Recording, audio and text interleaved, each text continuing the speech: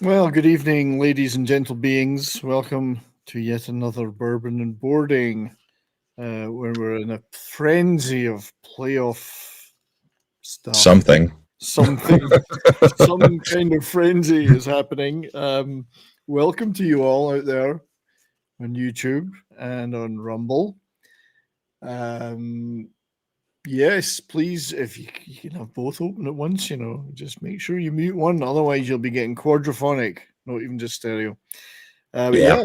yeah, exactly. Good to see you all. We've got a lot of interesting, some contentious stuff to talk about tonight. Interesting stuff to talk about. Brahma, my friend, how are you tonight? Doing pretty good. A little nervous because we all had the Avs coming out of the first round, but worrisome looking right now. I don't think we'll have trouble tomorrow, but it's game sevens are always a crapshoot. So yeah, and you've got a few injury issues, some of which we're going to talk about because they're involuntary injuries. yeah, we'll get into that one a little later. We will. There's the series, the Avs Kraken series has had a few interesting. It was my turn to rant last week. Yeah, not that you're going to rant, but it's you're oh, going to ranting in. The moose. You're going to ranting in. Where's the react button? Hang on. Oh yeah. It's the first time You went so fucking awkward, bud. That didn't come through the right speakers. So yeah. We've got some Letterkenny stuff tonight. I'd also like to welcome our great friend and, unfortunately for him, Bruins fan, Pope Metallicus the First. Thanks for having me back, guys. It's been a interesting couple of weeks here in the playoffs. Yeah, it's not. Well, we're going to look at our brackets for sure. I mean, we'll just let the last game of the night play out before we get to that. But yes, so Mike DiCarlo is there in the chat with us. I think we have to acknowledge that the universe did indeed end today. I don't know if you noticed tonight that things changed. The universe has ended. Yes. Apocalypse happened. 19 years of memes I figure just it'll get here in a erased. day or two. Yeah. The Maple Leafs, the Toronto Maple Leafs, who are obviously now the winningest team in hockey, because that's what everybody in Toronto seems to think when they win one game. Sorry, Mike. The Maple Leafs defeated the Lightning in overtime in Game 6 to win. I can't believe I'm saying this. To win the East first round series. So I was expecting thunder and lightning and, like a big finger from the sky. So the Leafs burned out after that, or yeah, the Leafs have done it. Bravo! And they celebrated like they won the cup. They did, and I think I don't know. You might have had a couple of video clips. I don't have any. I've got the final goal and the celebration. This I don't have the sound on this, but at least I don't think I have. I'm gonna flip forward to. Oh, I thought I saw them celebrating. Well, there we go. Oh, there it is. So that was them celebrating in Toronto, which there'll be a hot time in the old town tonight, eh? If it doesn't burn down, yeah. If it doesn't burn down, it's not Montreal. They don't set fire to coaches in Toronto. It's it's been a whole generation since we've seen what they do when they win something for hockey. So like, who knows? Who can remember? My daughter was born in 2004. She's 19 years old, and her whole life, Toronto had never made it out of the first round. So, whole generation different now. That's right. Yeah. I remember when there used to be a team in Toronto. Well, there still is. All right. Well done, and well done, Mike. You must be excited. It is Bizarro World, but welcome, Mike. I can see you. We can see you there. TZ Burton, welcome to you. Smokey, all our friends. Good to see you all. Crimlon. And so like and share out the stream and all that good stuff that we love you guys to do, so we can get people to come in and watch this wonderful show that we do. Well, that's me saying that. That's just my opinion, man. It's my opinion, man. There's a few people that seem to like it. They keep coming back. They keep coming back. I know. So there is still a game on. There was another game earlier where the Rangers stayed alive by quite handsomely beating the Devils 5-2. That kind of surprised me, actually. The Devils really kind of came apart in that game. Surprised me, yeah. And it probably screwed up my bracket as well. I don't know. Well, I did have the Rangers going forward. Well, I had the Devils. I had the Devils too. It's the number of games. I think some of our brackets are doing okay, but as you were saying before the show, Brahma, it's the number of games in the series. Oh, that's already completely borked. Yeah, well, you were doing great up until the Rangers Devils game. I think you were in first place. So Well, I mean, we'll check it all out later. But we will. But the last game, the Oilers are 4-3 up against the Kings. It's first 30 seconds or a minute or so into the third, so we'll keep an eye on that. No one in the chat is allowed to watch that. They're supposed to be watching this show. half of the chat was asking us to just do a watch along with them on it. So I'm not watching inconsequential teams. I mean, I'm not watching teams that are still in the. I'm not watching any teams that are still in the first round. superstars that can't win. Superstars that can't win. So anyway, that will be an interesting one. Just while I've got this browser window open, and before we get into any of the real detail, and we will talk about drink in a second. We had the best series in my view of the entire first round is the Sebastian Aho series, where Aho is playing Aho. Yeah. And Sebastian Aho absolutely leveled Sebastian Aho. The universe is breaking. A punishing hit that broke the space-time continuum. And I think they've got a point. And indeed, they both ended up in the side by side in the penalty box together. Both Ahos. I think I may even have a picture of that. That's a very lovely picture. I had tweeted you one. A GIF of it. Yeah. Oh, here we go. Hang on. Plays of the week. Light mode, yeah. Well, the space-time continuum was broken. I couldn't select dark mode. So, yes, Aho hits Aho and both end up in the box. I just can't wait until one or the other team signs one of them so that they've got both of them in the same team. Two of them on the same team. Yeah. GMs are making phone calls to make that happen. That's right, yeah. I keep thinking of next time I bump into the Stars owner saying we've got a defender called Harley. Can we sign someone called Davidson now? Because I want a Harley Davidson combination. Make a pairing. Yeah. Yeah. So, are you drinking anything tonight, sir? Brahma, that is. I haven't yet. Let's pick something out, I guess. We'll go with Redwood Empire. Okay. Lost Monarch. The very special version, cask strength. Oh, well, that's very pretty. Very yes. Nice. So it's the cask strength version of I believe the one that you had of Redwood Empire. But this one's a hell of a lot stronger. Yes, well, I'm a hell of a lot older, so. Yeah, I'm trying to find the percentage on here. Yeah, 58.6. So is it strong enough to overcome the shock of the Leafs winning? This is the question. We shall see in about an hour. So first of all, I would like to welcome our great friend WG to the chat. As you can see, WG is my first ever proper super chat. So nice. What can I say? But just congratulations to me. Get me off a full screen. Yeah, sorry. So thank you, WG. You are the first, and we always remember our first. So, and it was a good one. For $20 from WG, and I can throw these up on the screen now, which is great. Yeah. I'd rather have a sister in a cat house than a brother who's a Leafs fan. He's not wrong. He's not Right. wrong.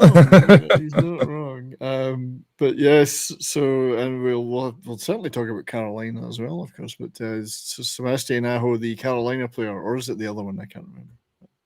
Which Aho are we talking about? And cheers to being able to get super chats now. Congratulations, bud.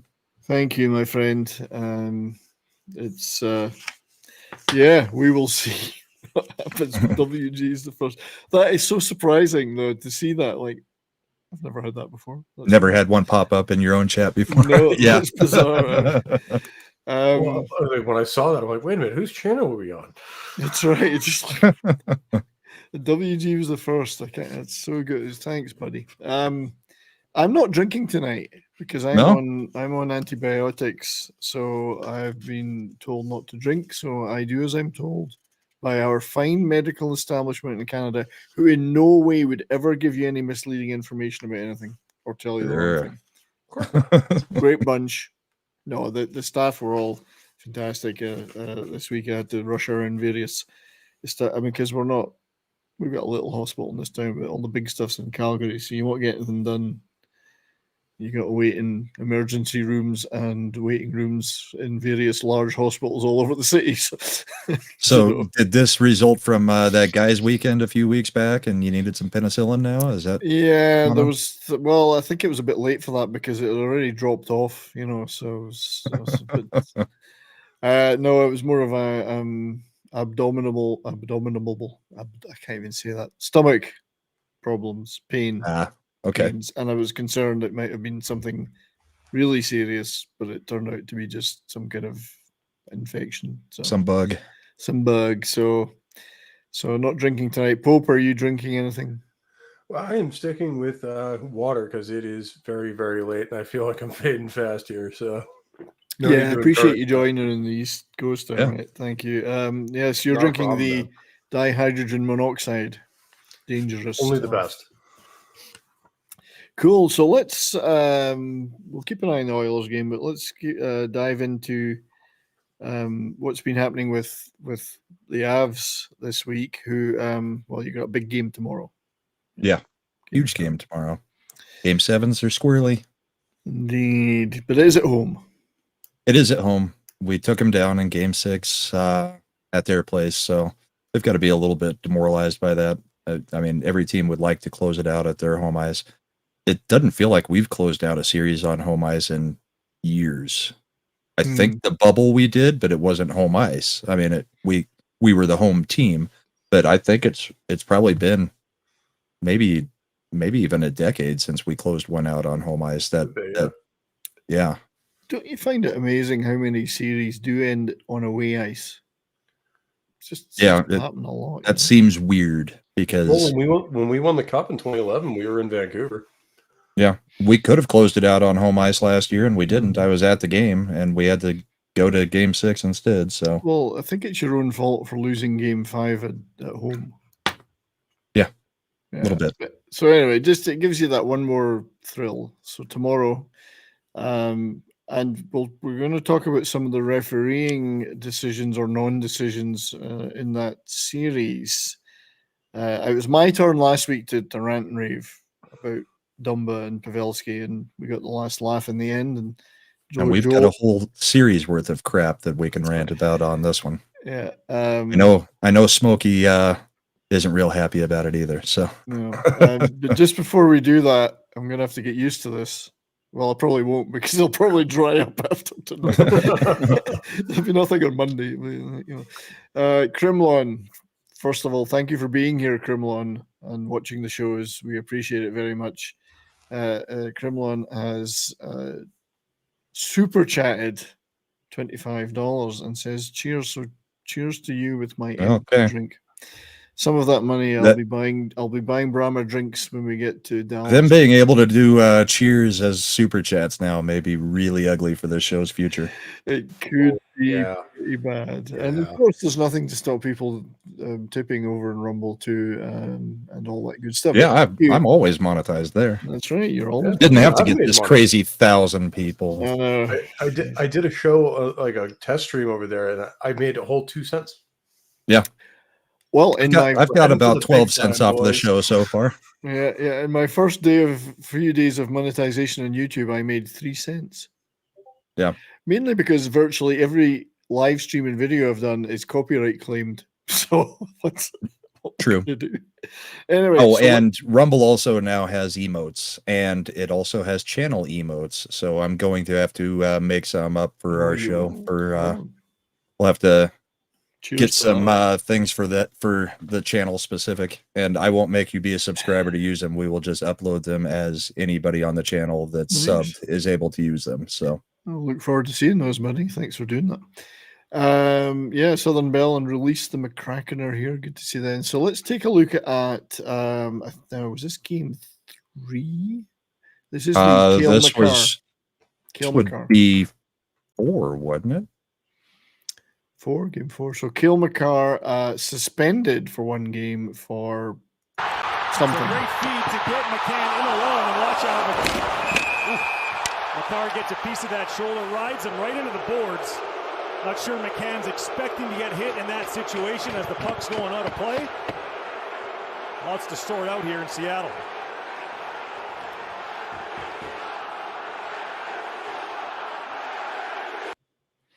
So No, that was game 5. No. Game 5? No, it had to. It was game 4 because he got suspended for game 5. We lost game 5, had to come back and win game 6 to continue the series. Yeah, so it was game 4. So he was suspended. It's been a long week of hockey. Indeed, he was suspended. There was a hearing and he was suspended. Did that during the game though? Was that a 5-minute penalty in a game misconduct? So it wasn't even a penalty originally. They never raised their hand. They never called it a penalty. When he didn't get up, they finally raised their hand, called it a penalty, and like, oops, we missed that. And they called it a 5-minute, so they got to review it. They take it down to a 2-minute, and the call is interference. So it's the first time I've ever seen anything that wasn't a penalty, then became a 5-minute penalty, then became a 2-minute penalty, and a 2-minute interference penalty gets a 1-game suspension on one of the superstars of the game that has no history of any dirty play. And his excuse was, I mean, the puck goes up in the air. It actually does go out. He didn't see it. He thought that he was chasing the puck to the corner. So he was just making a playoff hockey hit. I mean, and really that's all that came down to. It was a playoff hockey hit. It's not that much worse than most of the hits we've seen in some of the other series. He did get hurt. McCann got hurt. So, I mean, yes, that it ends up being an issue because he wasn't expecting the hit. But ultimately, it's a freaking interference call. But is the fact he wasn't expecting the hit not on him? Well, I don't know that anybody... The thing is, the whistle did not blow. So, I mean, McCarr said, I was playing to the whistle. I thought he was chasing the puck because he knew it was coming down in the corner. So, I mean... You play to the whistle. That's what we're all taught in every sport all the time, every time. We saw that weird goal earlier this year from right at the end of the season with the Avs where the goalie didn't ever freeze the puck and they never whistled it. And I can't remember who it was, but it may have been Lehkonen, but he came in and just tapped it in past a goalie because there was no whistle. So, I mean, there's all kinds of things wrong with this. Yeah, it was a pretty devastating hit because he wasn't prepared for it. Was McCarr doing it maliciously? No. So do you think, first of all, that there should have been any penalty on this? Oh, I think you got to call the interference. But is it interference? I mean... It's late. There's no puck. He doesn't have the puck. It is very late. So, I mean, the thing is, without the whistle, I mean, I don't think it gets escalated up to suspension. Definitely.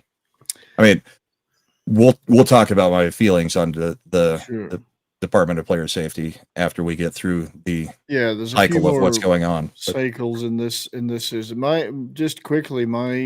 I look at this and Kings goal 4-4.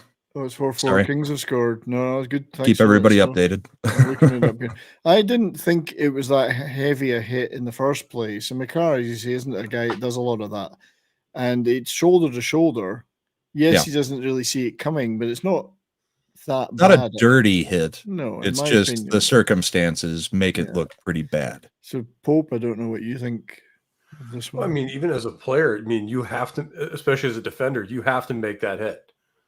Like, yeah, especially at this point in the game, or when you're down low, when you have a guy down low like that, if he gets the puck, he's going to kick it back out to the point. So yeah. you have to staple him in, and you have to make that hit if you think the puck's still alive. And like you say, you play to the whistle in any sport. So if there's no whistle, he has to assume the puck's still alive. Yeah. So even if he can't see it, that was where it was heading. So he's Yeah. going to make the hit. And as far, I think you're completely right.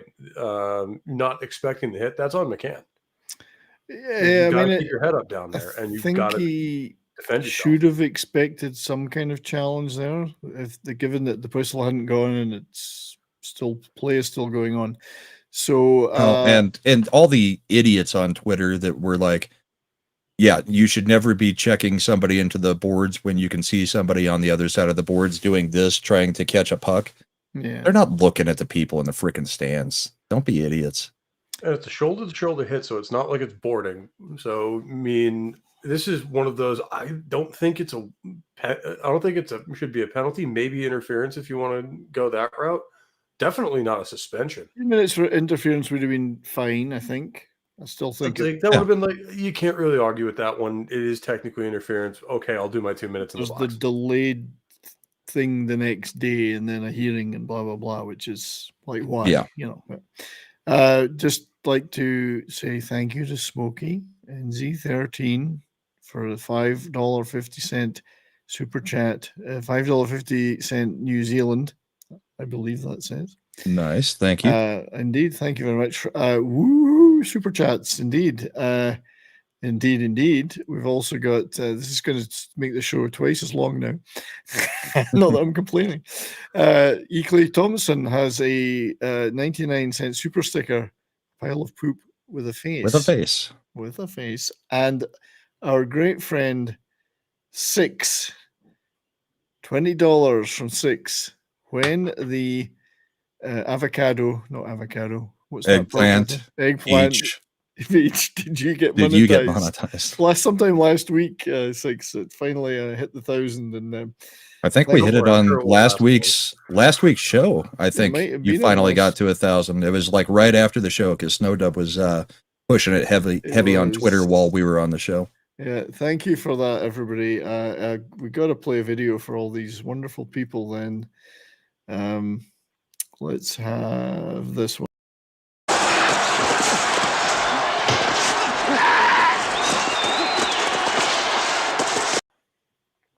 As I say, I'll be buying Brahma some drinks with that money when we get to Dallas. So, yep.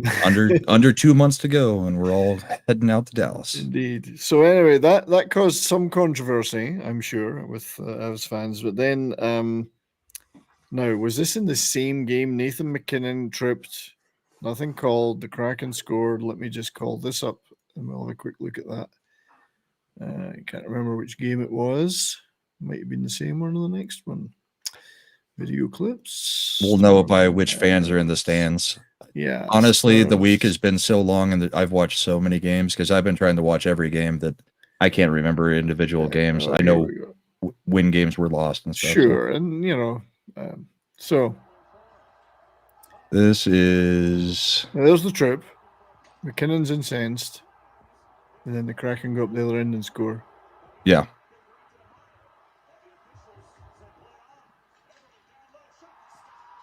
Beautiful shot, but it was. But I mean that one, that's on the refs, and that's on McKinnon.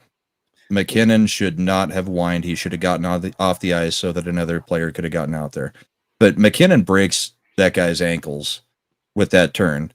The guy loses his footing. His skates tangle up McKinnon. McKinnon is already going strides forward. So I don't know how you don't call this isn't we got tangled up side by side. McKinnon's got a clear lead with the puck. Yeah. Should have been a tripping. And I've seen lots of people say it's not.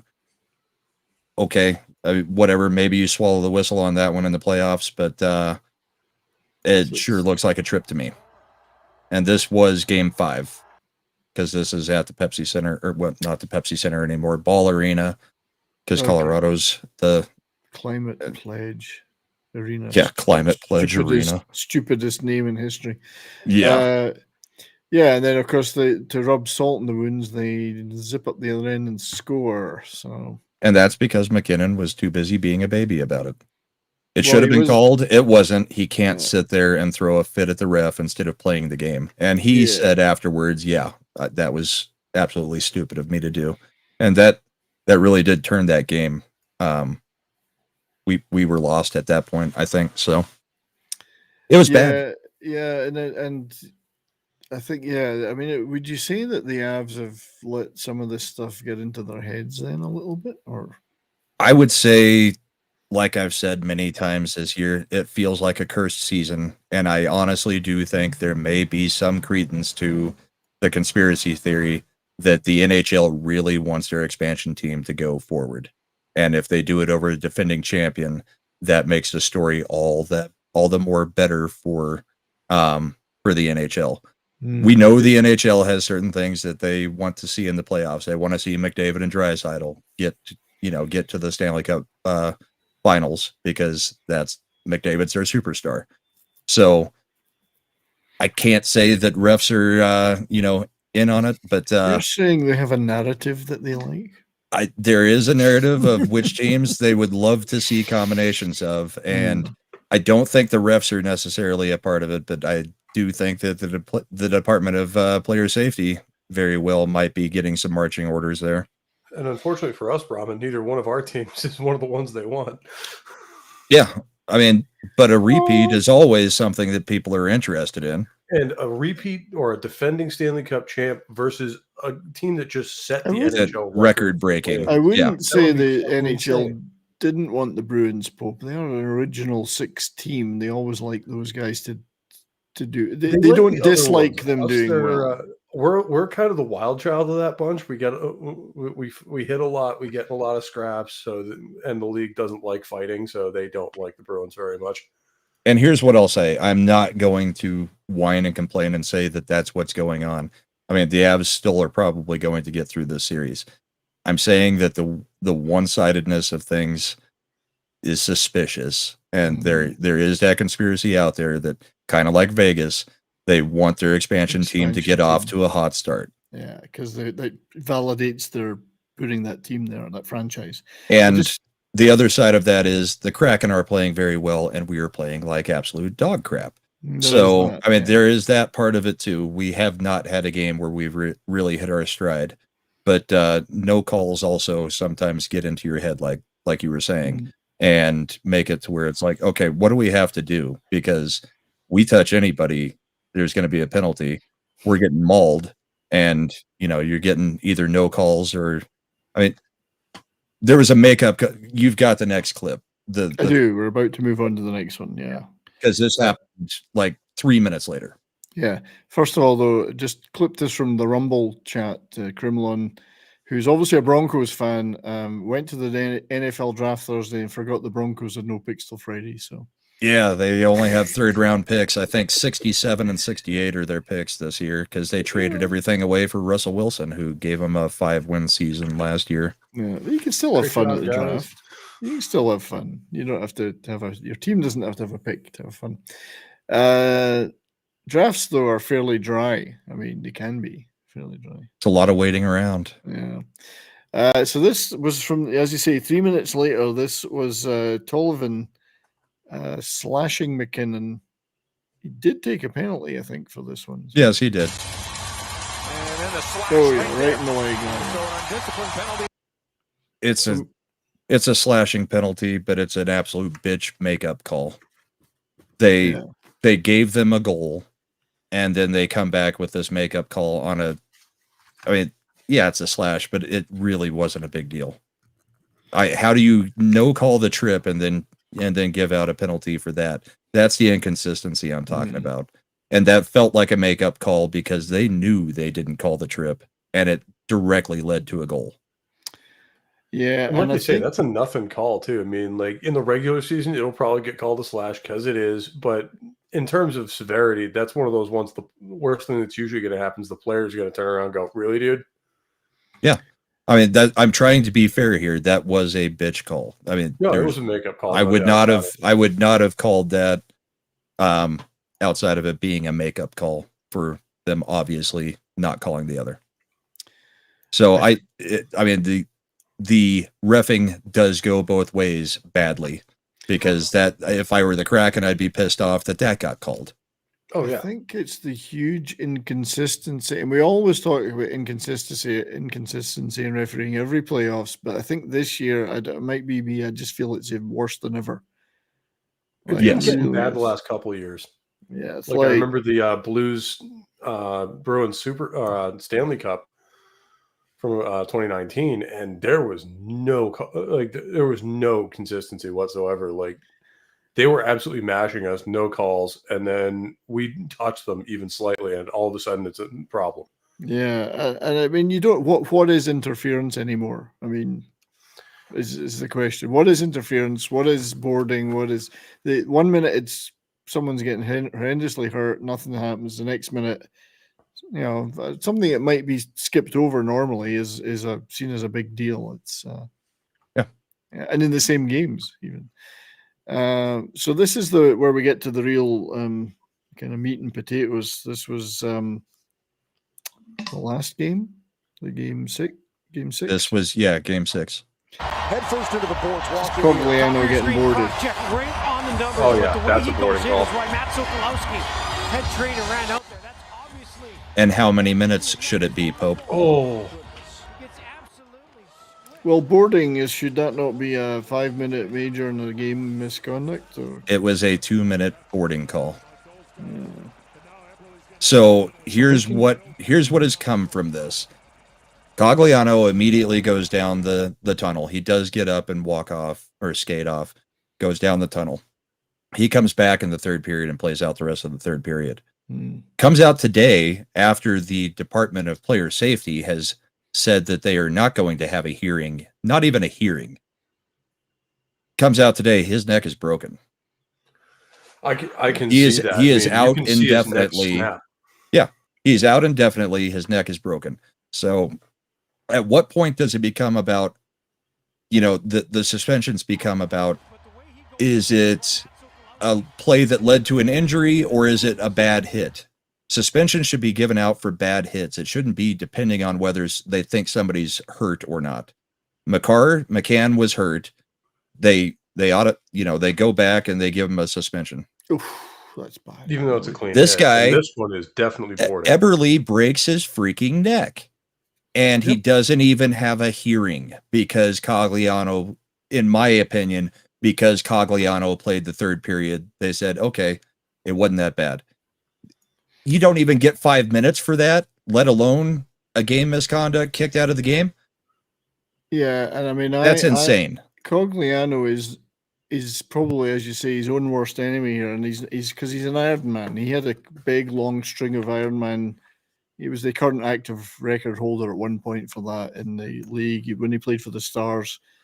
Plays just game after game after game. He's a tough guy. Out of all the injuries we've had this year, he played 79 of 82 games. Yeah, and that's so. If he'd not come back out, you're suggesting that there might have been a hearing and things might have based on the way they're doing things everywhere else. Yeah, if a player, it seems to be not what the play was is why they get suspended, but what the outcome from the other player is. Yeah, and we've seen with the Pavelski thing that I was going on about last week, and the player safety is all over the place. NHL player safety. 1 minute they're interested, the next they don't care. What their criteria is for deciding which ones to even look at, I don't know, and I don't think anybody knows now. Everybody on Twitter immediately. That's going to be a suspension. Me talking to Smokey in DMs, they won't even fine him, is what I told him. Yeah, maybe a fine, but they will not suspend him because Cogliano is playing. Yeah, but he's not playing now. But it's clear. Other guys are going to think that's okay now. That is a bad hit. He could have been killed right there. And the numbers were clearly, yeah. He was directly looking at the numbers, and he finished the check knowing that the guy's head was down in the boards. I don't know if definition of 5-minute boarding and kicked out. Don't know what people in the chat think about that. Let us know what you think about these ones, and you can see it in the replay too. His head goes right off the dasher. This is exactly why boarding was a thing. Because guys have been killed in this. I mean, it's as clear at boarding as you'll ever see. You can't see a clearer boarding than that. Like, it's not ambiguous in any way. So Edmonton scored, I don't know when, it's up 5-4 now. And there's only with 3 minutes to go. 3 minutes left in the game. Oh dear, could we get another Canadian team going through? And as a hockey player, like, those hits are a nightmare, are like your nightmare, because like like I said, I mean, look at Travis Roy, a hit just like that. This is why boarding became a thing in the NHL. Kid was paralyzed from the neck down for the rest of his life because of that. Yeah, absolutely. It's the most dangerous of dangerous things. But Cogliano, real hardworking guy. Really appreciated his effort in the Stars. I've never met him, but I've met his mother. True story. So, yeah. But anyway, that was there. Bad. Yeah. So who's out for the Avs for tomorrow then? So Cogliano clearly who's out? He's done. Helm's out. Cogliano's out. Of course, Landeskog's out. I mean, there's a ton of guys out again. I mean, we're working with a skeleton crew again. So I mean, Manson's out.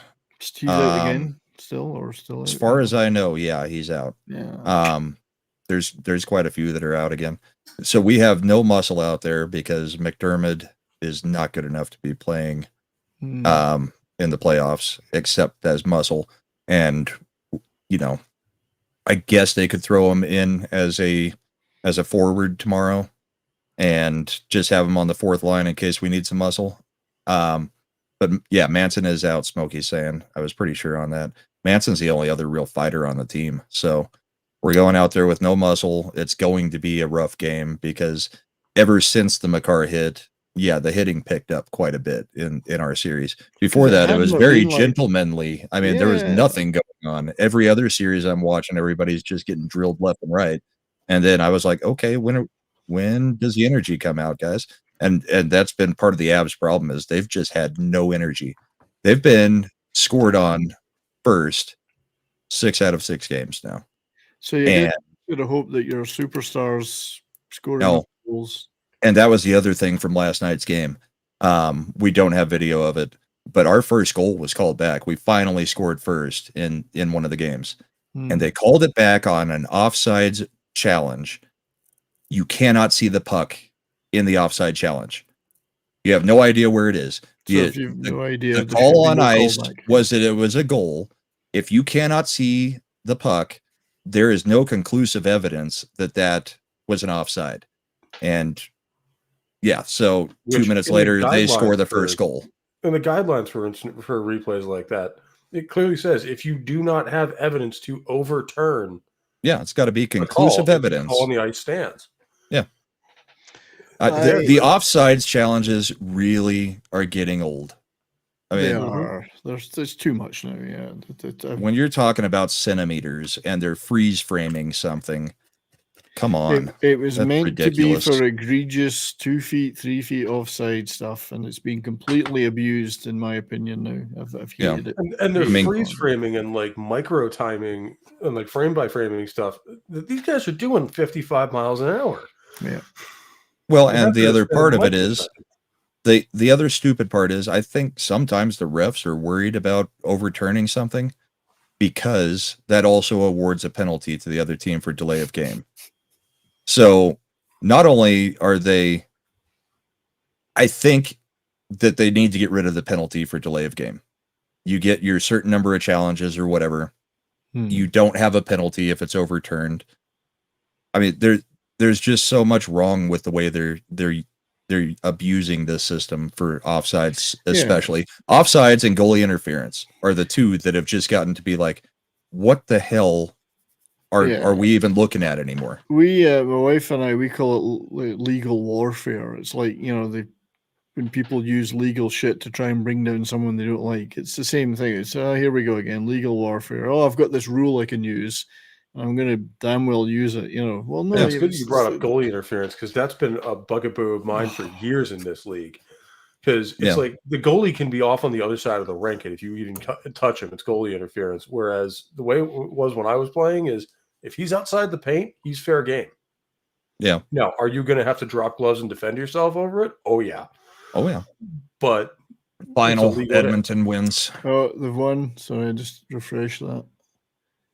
No, they're done. Yeah, sorry. And my problem with the goalie interference, we've talked about it here before, Pope, and you may be able to give some more insight since you played.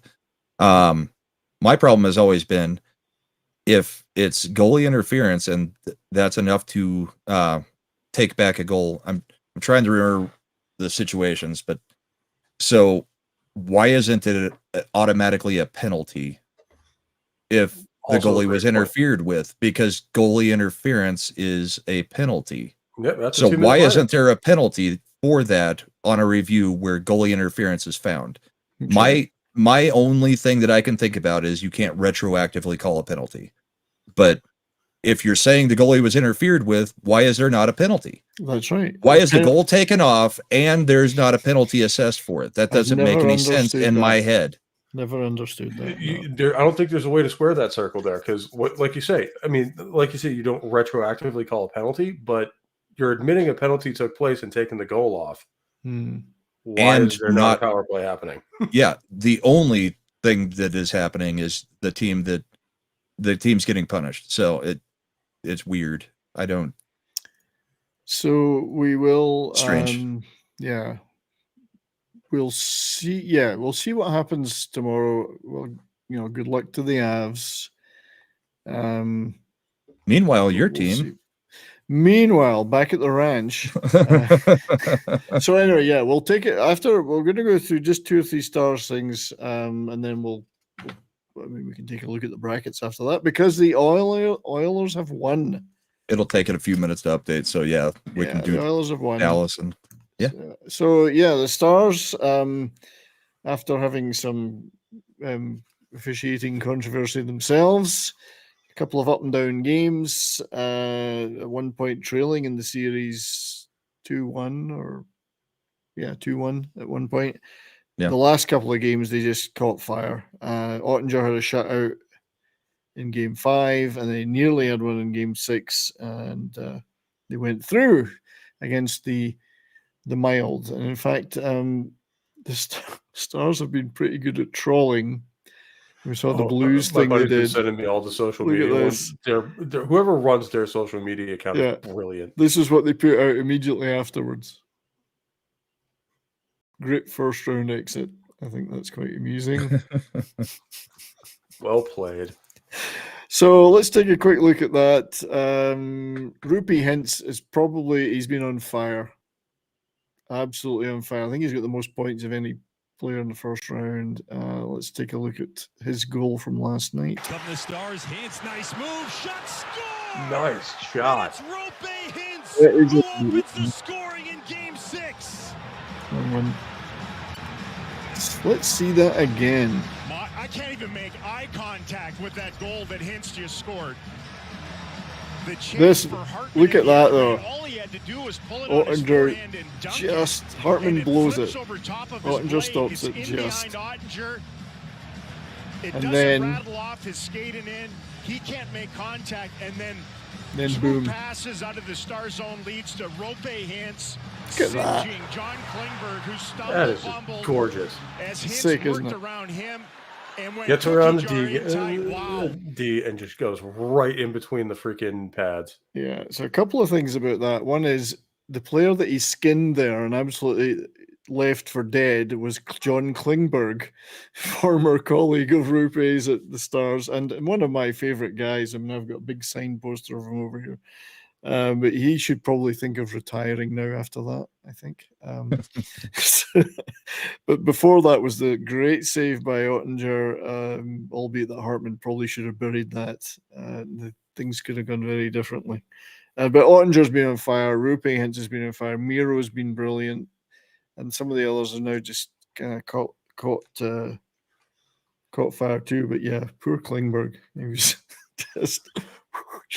Yeah, So he made him look like a traffic cone. he did, but we wouldn't be able to do it without Ottinger. I know we've seen one of the little good moments, but he had so many good moments. Missing a great opportunity there. He just Klingberg saved with the this shot from the game point. after Hartman game. seems to have a wide open net, and that puck just bounces on him. Things with the Yeah, that was crazy. Two legends of the game. Faber, a mask save by Ottinger, and Goodrow can't put it underneath the Dallas goaltender. Off the face of Ottinger, he's able to stick with the rebound. Goodrow tries to beat him on the backhand. This is where Dean, a shot wide, chance in front, and Ottinger diving after the loose puck, comes up with it for Dallas. Robertson and Marchment, here's a chance, and a big save by Ottinger. What a look for Ryan Hartman. his face tells the story. Puck So kicks the, right to the slot onto the stick of Hartman. So you can't win. I don't think you can win the Stanley Cup without having decent goaltending. So Ottinger's certainly on fire right now. That's funny, that last one there with the empty net. I mean, they'd pulled it back to 3-1, and that probably should have been 3-2. But of course, they missed it, and we went up the other end and scored the empty netter. So that was the end of that. So well done, Ottinger. Just one more little clip I wanted to show from that, which is our standout rookie from this year, Wyatt Johnston. He's been a brilliant player all year. He got his first playoff goal. Safety. Dadonov takes it, curls behind the net. Johnston scores! Wyatt Johnston, his first career Stanley Cup playoff goal, and the Stars have doubled their lead. Well, the kid's bullet shot, I mean a sizzler, searing quick shot, but all that work, what a whirling dervish Dadonov was. Yeah, Dadonov had a great game. To think that we picked him up as a Montreal cast-off before the trade deadline. Dumped Dirk Gurianov on them, and we got Dadonov, and he's played a brilliant blinder. So well done, Wyatt Johnston. Well done to the Stars. Yeah. Didn't look so good earlier in the series, but I do have a few things that I bookmarked, just two of them.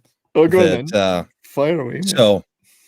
So here are two of the slightly controversial things that happened in this series involving Foligno. So let's take a look at this one, just because they called this a high stick. Well, Foligno on Foligno. Yeah. The stick never touches him. Well, they're calling it on the Wild player. So there were some weird calls on Foligno. I think he got suspended for that. No, that was this one call up here. Let me. But yeah, there was a call. And I know a lot of the Wild fans were complaining, but the calls were just bad all over the place. Okay, yeah, it was showing I was looking at the wrong screen because I was sharing. So yeah, this was the one where he got ejected. That's the neon faxa. Yeah, no, correct. So that was an ejection, and it's should be. Jesus. And he got a suspension for it as well, a game suspension. Yeah, this was the one I was talking about. This one was weird. Yeah, they called this a high stick on Foligno. Well, first of all, the sticks on the ice when the hit gets made. How the hell is that a high stick? Exactly. The Stars player actually does well to dodge him coming in. Yeah, but how do you call high sticking I'd say on that? Would be a high stick on the Stars player because his stick does clip his helmet. Yeah, it's closer to that. Yeah, weird officiating. I don't think I would have called anything on that. I would have said just tough luck on both of you. But no, but how do you call it on the Wild guy there? I mean, yes, congrats to you guys on advancing, but that one there were some weird calls in that game. So, but makes up for the Dumba thing. But that's just more of the weird officiating, just examples of it that we've been talking about. I mean, it's like playoff hockey. Yeah, weird. It is. Imagine being the coach when you get it's like, oh yeah, 2 minutes high sticking, and you're like, what? Neither one of them. The stick was on the ice and Well- never touched him, and Foligno ends up, in the boards crumpled, which is his fault. But I mean, yeah, strange. that one. I would have chalked that up to a failed hit, and he injured himself. I think it's because he's Foligno offset had been first round. whining at the refs for about 2 games, so it's probably they just took it out on him. Yeah. I think one of those tweets actually had a caption that said something like, "Did Foligno drive to the game with one of the Stripes' girlfriends or something?" Something like that, yeah. He's the knee on knee thing was, excuse me, I don't know. I mean, actually, I should be, yeah, that was great. Foligno go suspended, but I was in 2 minds about the whole thing because depending on the angle you're looking at, they kind of both went into each other. But Well, I don't think he got suspended. I think he just got ejected. oh, right, he just got ejected. The Department of Player Safety never came into it. They just ejected him no. from the game, and there was a call. So be it. Which knee on knee is one of those things that they don't play games with. Like there's needed knee contact. True, Somebody's going to the box. And at the end of the day, the best team won. So what can I say? Yeah. I'm happy you guys went through. I hate the Wild too, but we're gonna I wanted to just call out a little bit of craziness that was also going on there, because there was some craziness earlier in the series, and then there was some craziness that way as well. So I think Kremlin over in Rumble's got a good point. Someday I want Mexican soccer announcers to do an NHL play match. Oh my god, it'd be amazing. Yeah, or just have a stream deck with goal. Well, I mean, that's kind of what it's like being a Bruins fan, because Jack Edwards is kind of the American version of that. Well, shall we play that clip now? I had it lined up for later, but so Jack Edwards had an orgasm on screen, audio wise, when DeBrusque scored this goal. So let's take a look. Literally, you had to wet wipe on the screen after watching this. So there we go. To the brink, Zaka unopposed to DeBrusque. Oh, a short-handed goal. I took this from someone's Twitter, so well played, whoever it was. I'm sorry I didn't get the name. Put the Bruins up 5-4 with 9.5 to go. Oh, that's you, Pope. Hustled to the puck, and Florida watched him. To the rink, Zaka unopposed. Sorry, we just have to. Oh, a short-handed goal. Jake DeBrusque, a shorty to put the Bruins up 5-4. So his wife would be getting left alone when he got home that night because he's already spent. That guy, like every game, like doesn't matter if it's playoffs or not, the man sounds like he's on a verge of a stroke every minute, and it's great. Mosier for us is the same way. I mean, he used to do the radio calls by himself. He didn't have a color guy. He did the play-by-play and the color, and so the guy was just talking for 3 hours straight, and most of it was screaming. He would typically have lost most of his voice by the end of the broadcast. Yeah, I mean, there are great hockey announcers. I mean, they've got some personality. Yeah, if you guys go on YouTube, there's like entire clip segments of just Jack Edwards' greatest hits. It's fucking awesome. It's kind of funny. It's funny. I mean, I'm not. I love his enthusiasm. Yeah. Do you guys want to play a few more clips, or should we? What do you want to do? How about the long Shoresy clip, and then I'll pull up the brackets and we can get that shared, and we can kind of see where everybody's going. Yeah, let's do that, because it's a little bit longer Shoresy clip. So we'll take a brief break while we play this. Oh, we were just on the verge of getting the stream blocked on YouTube as well. It's a long clip. I told you I was going to be pushing it, but that one's a funny one. You, especially you're second. And then he swaps it up. I'm not even sure at the end of the day what his point is to them, but he's just like, what's he trying to tell them? Trying to tell them that everybody else on the team is better than them, and they should just be feeding them every puck. I love the talk about the ass. Yeah. He brings up the same chick twice. Shoresy's great. Clearly, he's got a thing for her, but yeah, it shows he is good. So, anyway, you want to head into? Yeah, let's look at the bracket challenge, and it's weird because the way the rankings work, it always puts your bracket up at the top. So right now we got Big Mike D in first place with 59 points, Mike D, followed by Pope. So yeah, you got some help out on that that Edmonton win there. I got screwed by the Oilers.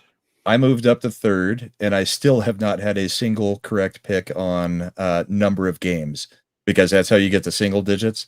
So it's 10 points if you call it right for which team advances, but then you get bonus points for how many games you picked if it's dead on. So yeah, then we've got 70s and TZ Burton tied in fourth place with 46 points. I got the Stars one dead on. I said Stars in 6, and I think I got the Carolina one dead on. Yeah. Anyway, I mean, yeah. So it can be done. Yeah, you've gotten 3 points from each. So yeah. Pope has actually gotten the most number of games correct, because that's 3 points each. So he's gotten four series. He's called the games right. He's just missed on one team that's advanced, I think is what that means. Can we take a look at his bracket? If Pope doesn't mind, sure. I mean, they're all locked. So he got Carolina in 6 called correctly. He got Vegas in 5, Dallas in 6, Edmonton in 6 called correctly. He not only missed the number of games on this one, he did not have Toronto going through. So that's where his 10-point miss is. I see. Good. And then I think we can just back up. Yeah. So chat bracket. This is the one we all filled out together. We had Carolina in 6, and we got that one correct. Everything else, yeah, we're not doing as great as a chat bracket. No. So we've got Edmonton advancing, we got Vegas advancing, we got Dallas advancing. We had Boston advancing. We don't know on that one yet, obviously. And yeah, we're just not quite right on the number of games. Yeah, so yeah. So chat sitting back at 6th place, tied with Kangarooster. Smokies in 8th, Wade Nation in 9th, then Southern Bell, and Kremlon. I believe it's probably the Edmonton one that just happened. Nope. For him, it's not Edmonton. Which one is it? Oh, it's Dallas. He had Dallas called right. And Southern Bell had 0 points before, so I think she had Edmonton right. Yeah. She did. Yep. Good. So everybody's got points. Everybody's on the board now. But let's look at Mike D's and see what he's got picked there, because he's in the lead. So he's got 3 series that he had correct games, and he's picked all 5 advancement teams so far. So yeah, Mike D has once again, like all Leafs fans, they win a game and they think they're world beaters. Yeah. Just kidding. He's definitely wrong on Boston in 4, and he's definitely wrong on Colorado in 6. So he's not getting bonus points there, but he may get the 10 points still. We hope so. He's got the Leafs to win the whole thing. Well, yeah, that's gonna hurt on his overall possible points.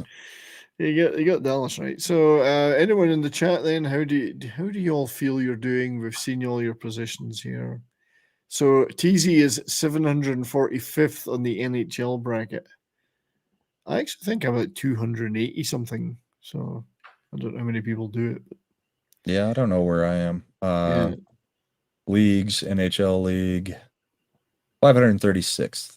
Right. So top is only 65 points, which is a perfect bracket, though. I mean, only 65, but yeah, that would be a perfect bracket so far.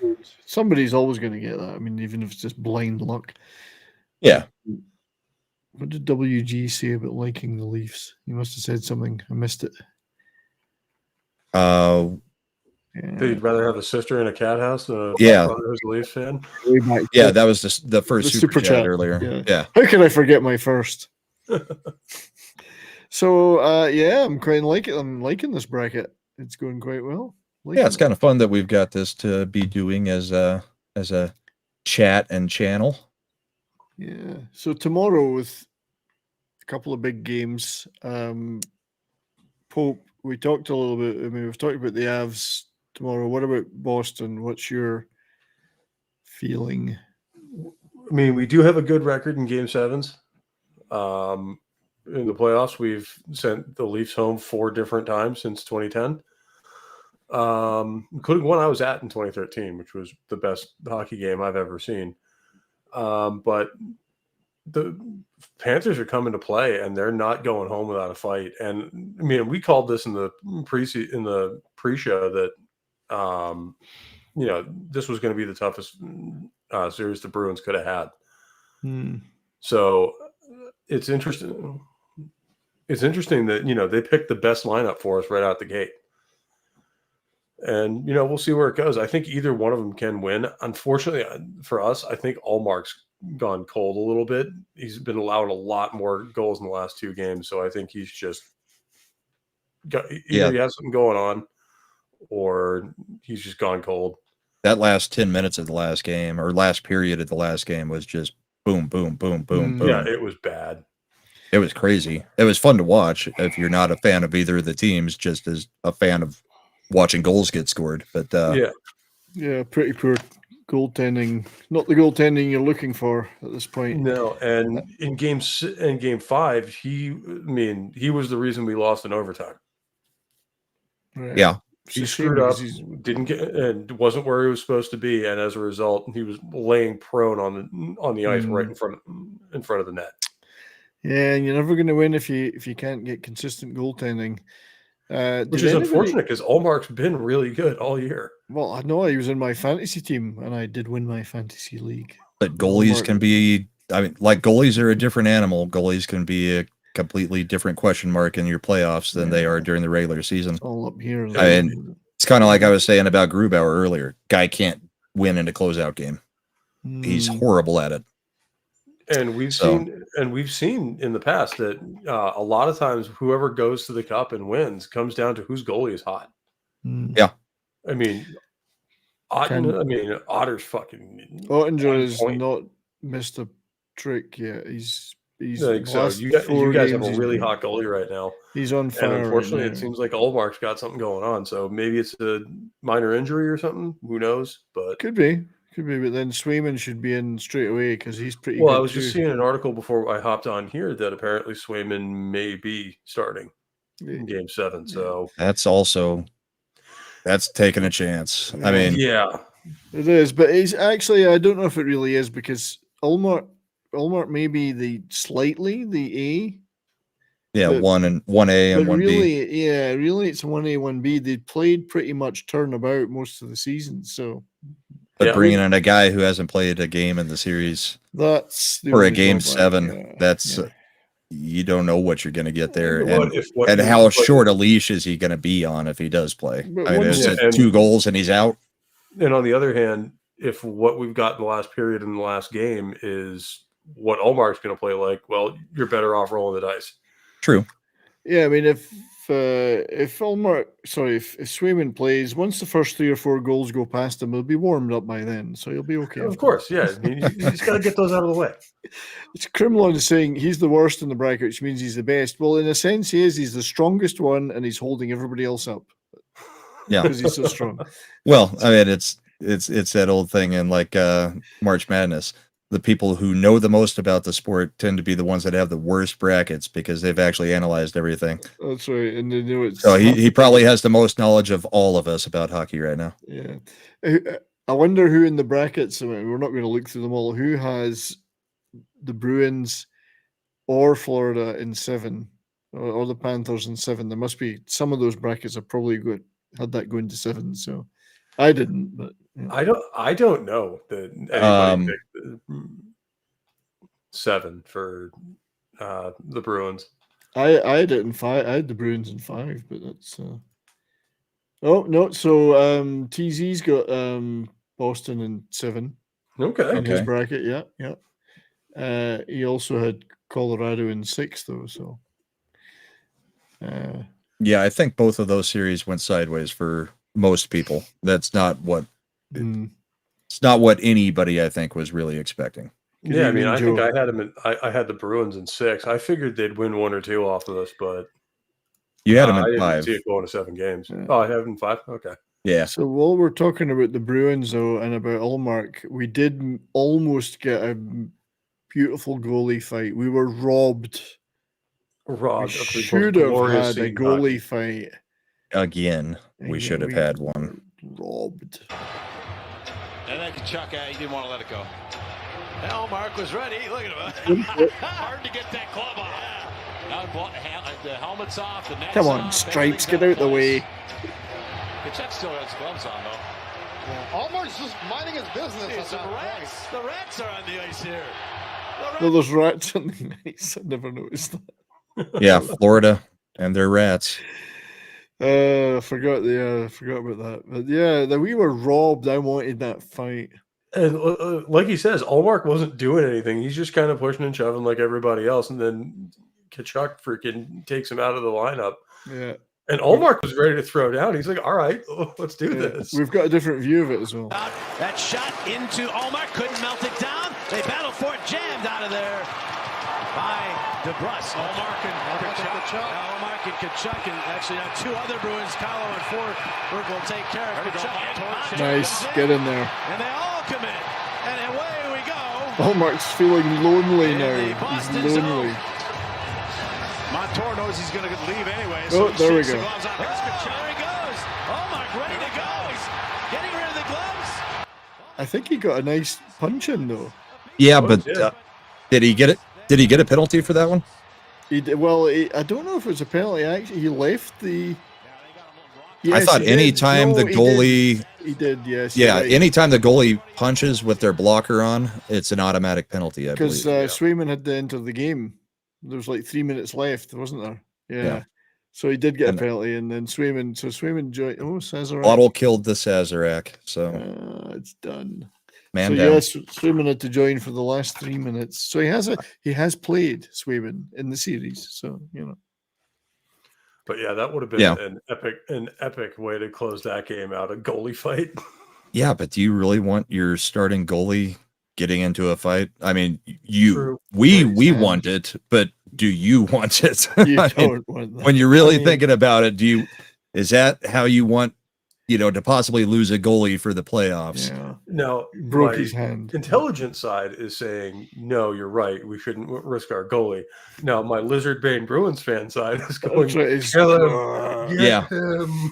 We want to see Especially Kachuk. Yeah, exactly. I mean- we all want to see Kachuk get laid out, especially by a goalie. That would be Oh, hilarious. God. If Allmark knocked him down, that would be awesome. It would Yeah, be he- legendary. He does have the pad advantage. Yeah.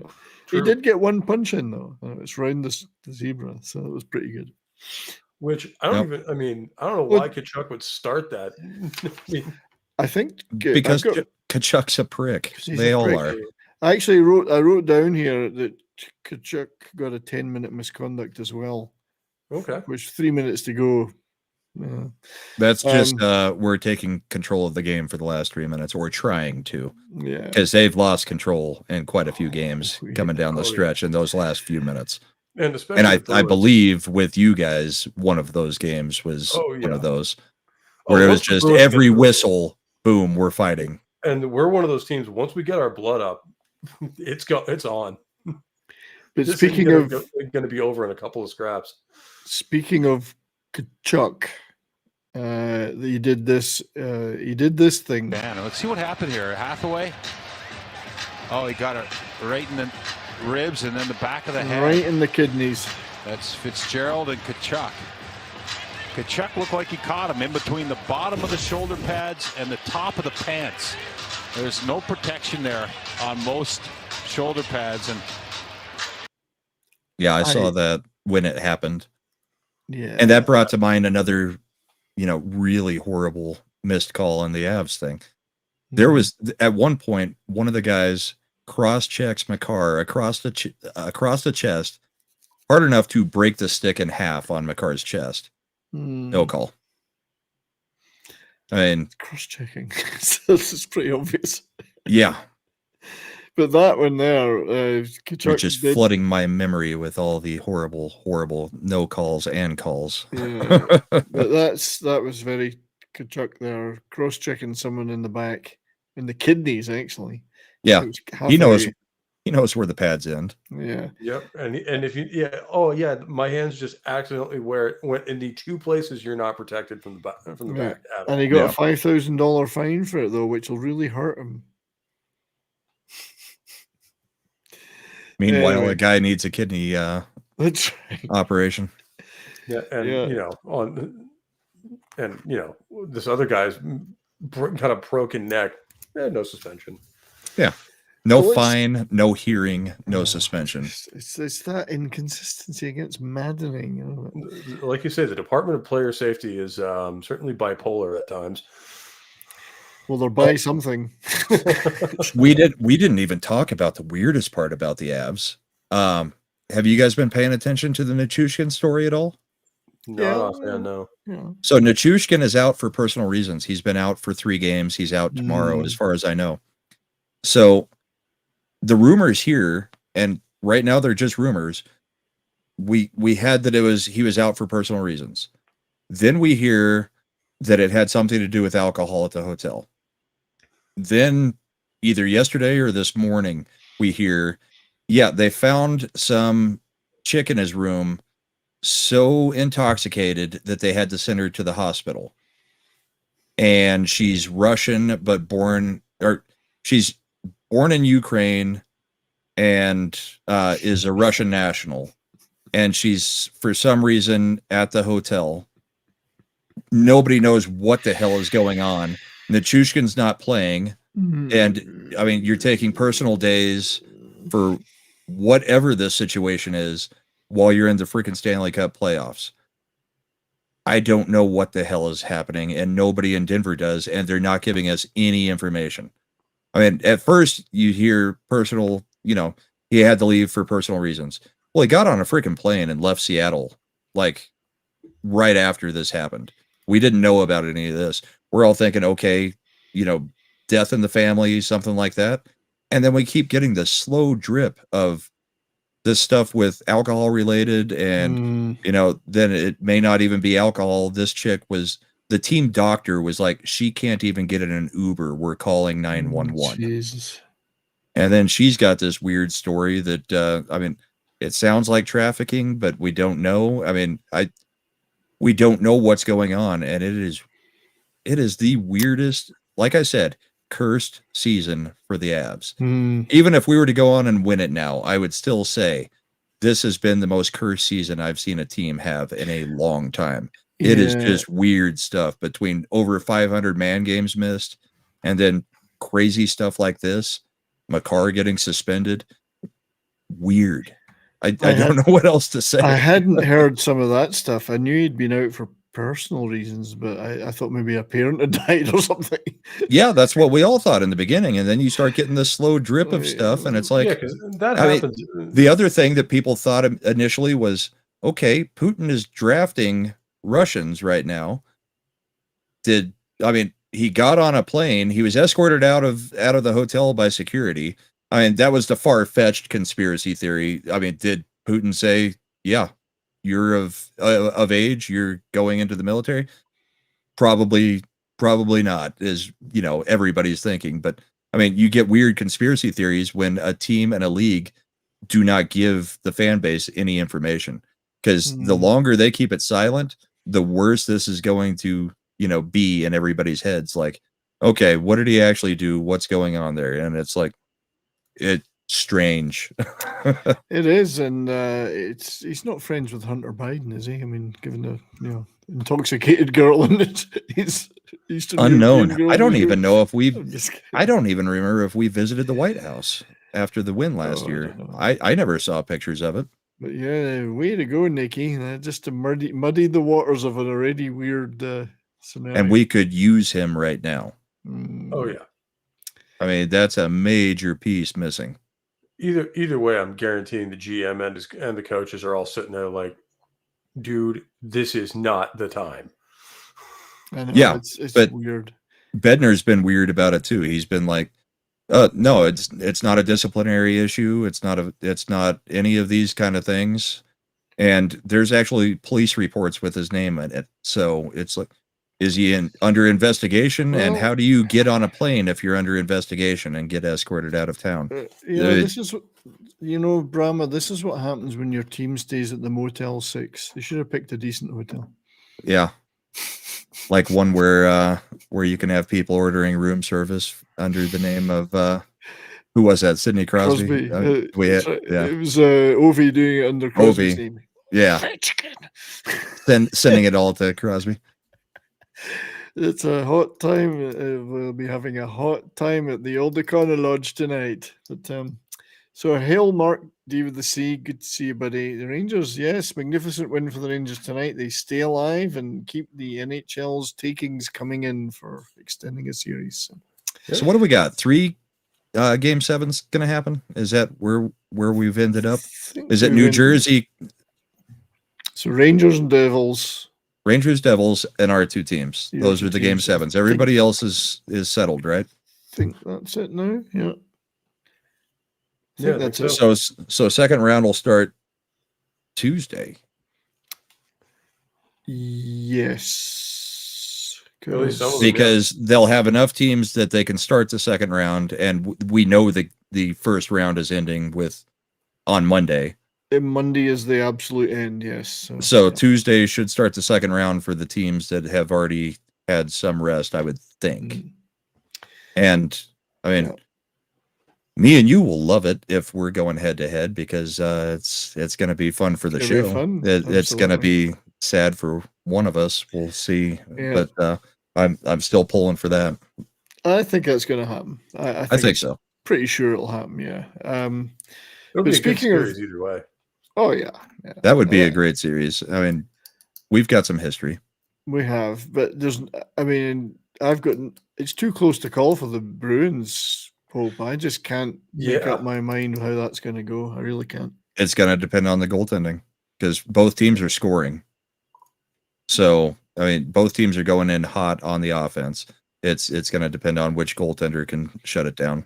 Yeah. But, I mean, we kind of already said, but that's kind of the reality of it. Yeah. Speaking of teams that have gone out, former Dallas Stars head coach Rick Bowness got some bonus points for pissing off his entire organization, dressing room, and overall thoughts. I'm so disappointed and disgusted right now. That's my thoughts. Where does the disgust come from? Pardon me? Where does the disgust come from? No pushback. But it's the same crap we saw in February. It was. That's why so as soon as we were challenging for first place and teams were coming after us, we had no pushback. This series, we had no pushback. Their better players were so much better than ours, it's not even close. Feels like you've been holding these feelings on for a bit. Is it just out of tonight's game, or finally wanted to release that? It started back in January and February. What is it about this team's leadership core or the top end players? We've talked all. We got to push back. There's got to be a pushback. There's got to be pride. You got to be able to push back when things aren't going your way. We had no pushback. Their better players were so much better than ours tonight. They deserved to win. They were the better team in the regular season. They were the better team in this series. Anything else? Good. Thanks. I think we've got something for that. Wish you weren't so fucking awkward, bud. It's nice to see a good loser, but I think we've also got another one for that. Yeah. Great day for hey, boys. Did you get her done? Just kidding. We don't give a fuck. So, yes, I think Rick protests. I mean, he's not wrong. And sometimes we always say, our players should get called out by the coach because they're not very good. I think he possibly pissed a few people off there. Maybe the dressing room will be a bit frosty next year. And as we talked about, half that team is unrestricted free agents.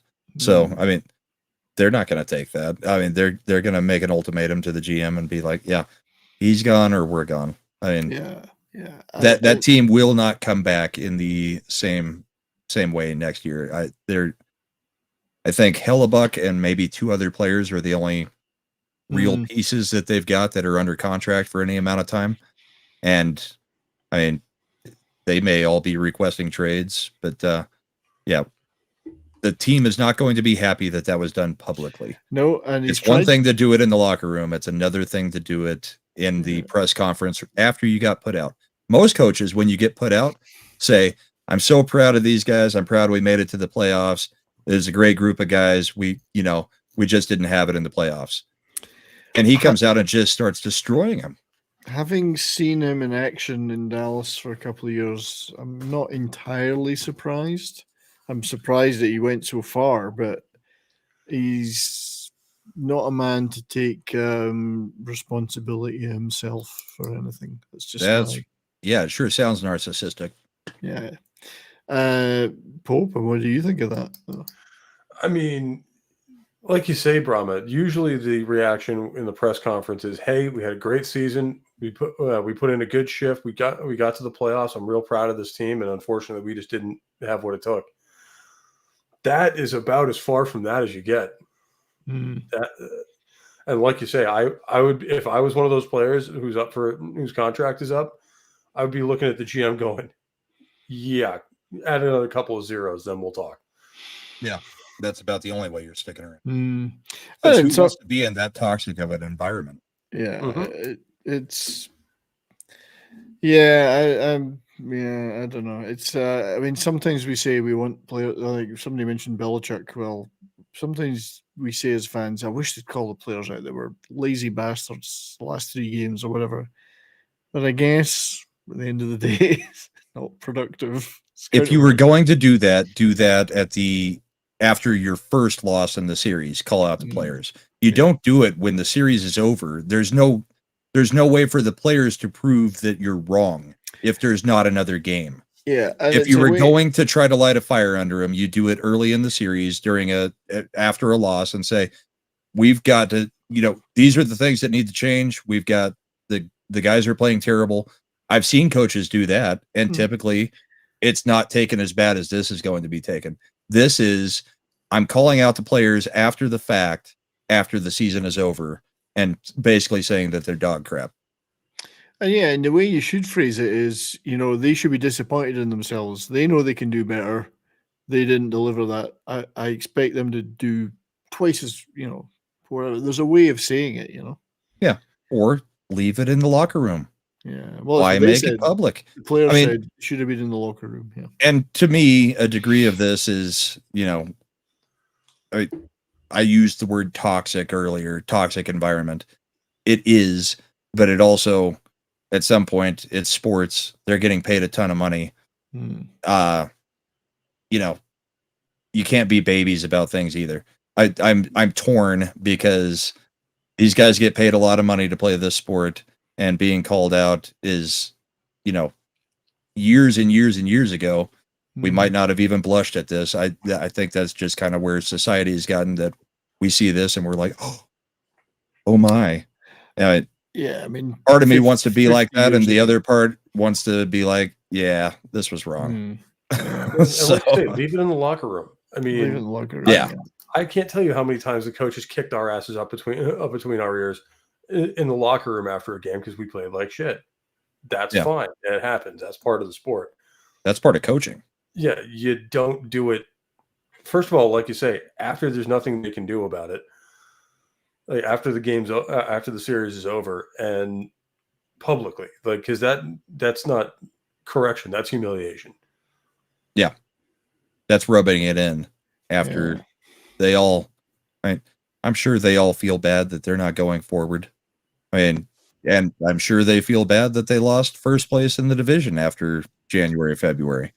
But is the whole thing is not that it's shocking, it's that it's completely unnecessary, I guess, is where I fall. Yeah, I mean, it's done and dusted. The season's over. Should have just said thanks and go home. Yeah. Go golf. The Jets are in for a hard time, I think. As you say, a lot of players are leaving. I think they're well past their peak where they thought they were challenging their window. Yeah, I think they're in for a 2 or 3 rough years at least. So we'll see. What a shame.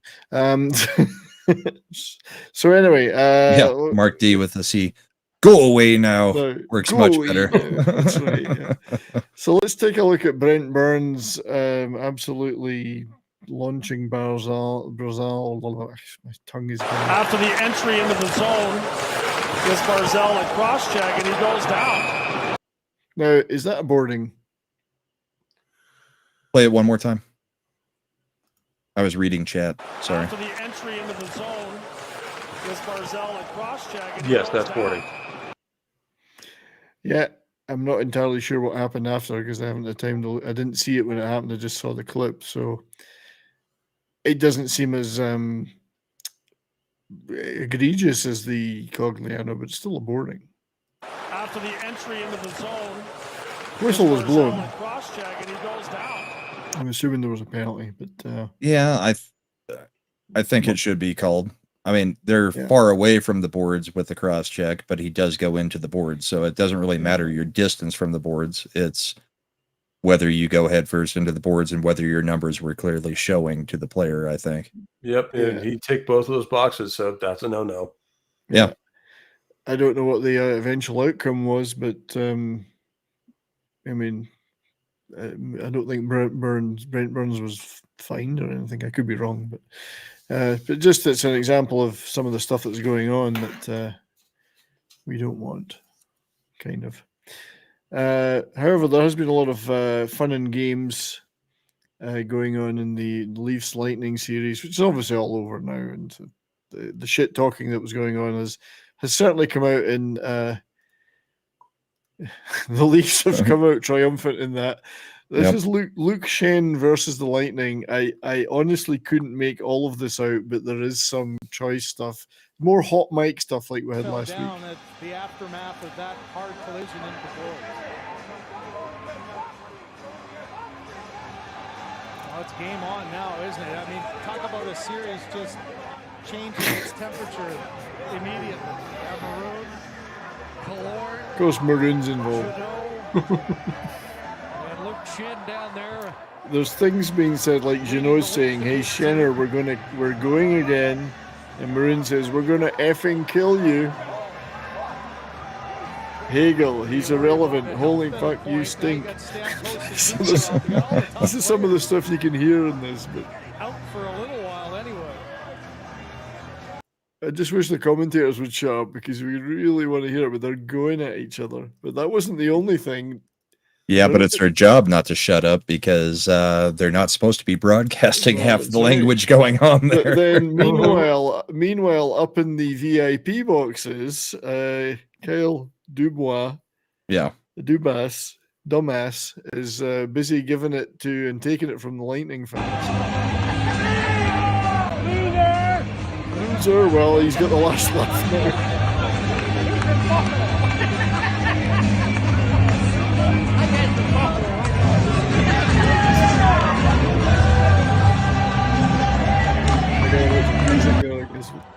Yeah, the music might get you nuked. He's I think we're okay.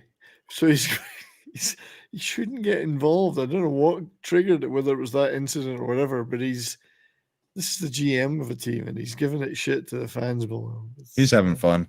At game one, I was sitting 2 sections away from where Joe Sakic is watching the game from, and he's sticking out of his window the whole game just doing this. Never changed his expression, just sat there and stared.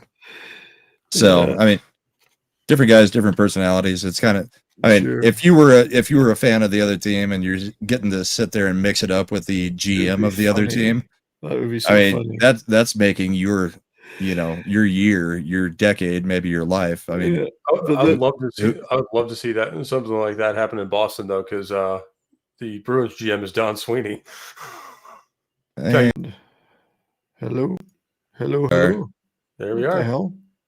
That was weird. I don't know what you did, but this is a horrible configuration. I didn't know that. I was just sitting here. Holy shit! What's this? Try that.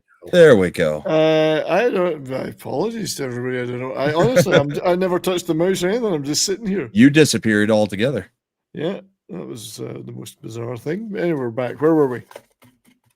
Dubas. Stuff. I don't have a problem with it. I mean, no. I think I think it's fun. I think, if you're sitting at a Broncos game and you're from the other team and you were getting to, chirp it up with John Elway a couple years ago or whatever. I mean, that's fun for the opposing team's fans. I would think. Funny is the Lightning fan that shouted loser at him. Well, who's got the last laugh now? The only thing that I would get upset with in that situation is if it was like me and my kid sitting in that situation and he's throwing down F-bombs. That can be a little bit inappropriate for a GM to be doing around children in the arena, that kind of thing. But chirping it up, no, that's fun. It's all part of the experience, man. I think it maybe was this that caused that interaction. Oh. I don't know whether that triggered that or triggered the other thing we saw, but I did have this clip of, I think it's Morgan. Is it Morgan Riley? Are we still up on YouTube? Yeah. Okay. Mark was talking about you disappearing off the stream. He said, "Were you just put in the penalty box?" I was thinking, okay, YouTube must have gone down because of the music or something. No, it was a game misconduct. I don't know what happened, but that was a pretty brutal hit when you look at it. Yeah.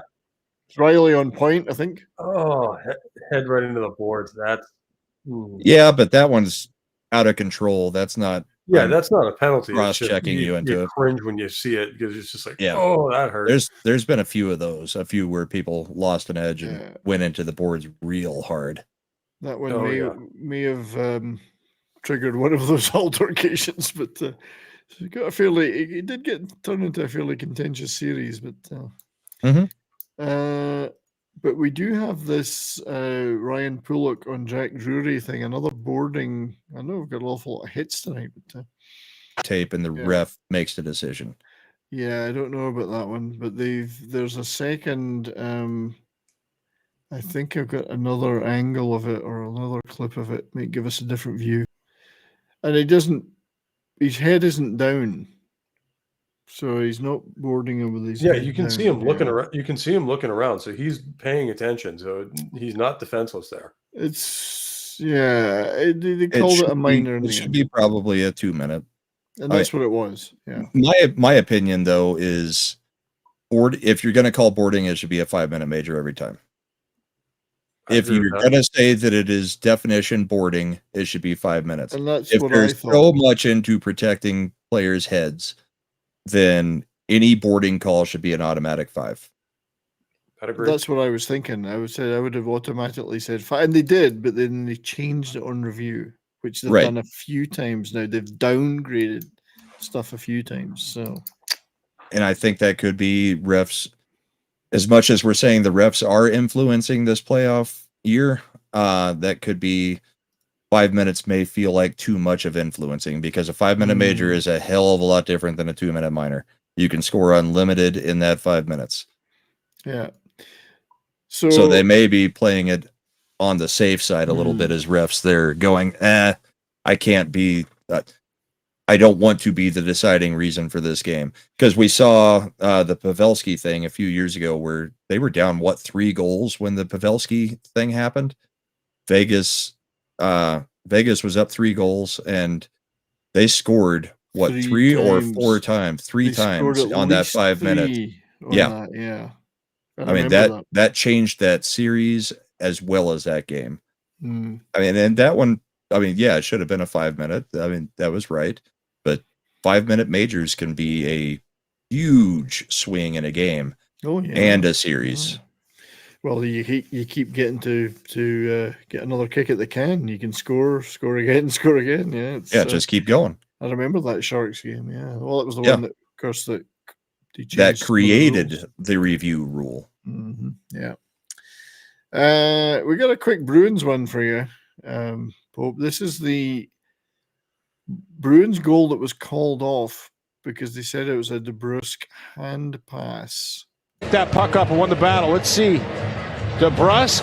Oh, it's right off the tip of his finger. I mean, they want to call that a hand pass? That was weak. Control of it. Yeah. It was weak, but I mean, he swipes it a little bit. He's trying to grab it, but he didn't get it. Yeah. Yeah, I'm in two minds. I was in two minds about that one. I think at the end of the day, it's not really a pass. No, he's reaching for his He's stick. grabbing his stick. Yeah, he's reaching for his stick. But It's it's a letter of the law type call. And I believe that one was a challenge review for the hand pass. It was called a goal, and it was a challenge review that got pulled back. And that's as bad as the offsides by a centimeter crap. Yeah. I think so. I personally would have not called that one off. I would have said the goal stands, but hey, that again could be a series-changing event. Yeah. Well, it is, because that is now we're at Game 7. That's right. That could have been Bruins might have wrapped it up, but hey, it's again. Am I just imagining it, or has things been really inconsistent this year? What we're seeing, especially with the challenges, is things that would never have been called in the playoffs before the instant replay challenge became a thing, are coming in as factors. And so, like, that never would have been called back in the day. If you didn't have instant replay, that's a goal. The offsides things, those are goals. So you're seeing it influence it. And I don't know if you can say, I don't know if it's inconsistency, because they have swallowed the whistles in the last 10 minutes of most third periods of most games. Yeah.